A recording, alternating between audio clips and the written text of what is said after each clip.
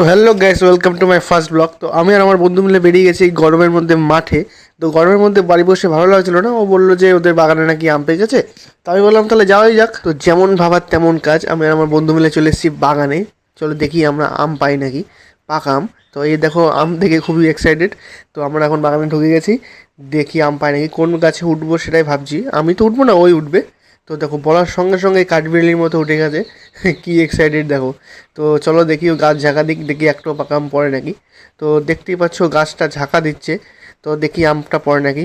ওই দেখো একটা আম পড়েছে, তাহলে চলো যাওয়া যাক, দেখি আমটা পাকা নাকি। ও মনে হচ্ছে তো আমটা পাকাই হবে। চলো দেখি কি হয়। ও সুন্দর আম। আরে আরে, এটা কি ভাই? এর জন্য তো আসিনি ভাই, এত সুন্দর আমটা পাকিতে ফেলে দিয়েছে। কি আর করবো ভাই, কিচ্ছু করার নেই। পুরো কপালটাই খারাপ। এখন আর কি, এই কাঁচা আম নিয়ে বাড়ি যাচ্ছি, কিছু করার নেই, গরমের মধ্যে আসা ফালতু হলো। তো ঠিক আছে, পরের দিন আবার আসবো। তো ভিডিওটি কেমন লাগলো অবশ্যই জানিও, টাটা।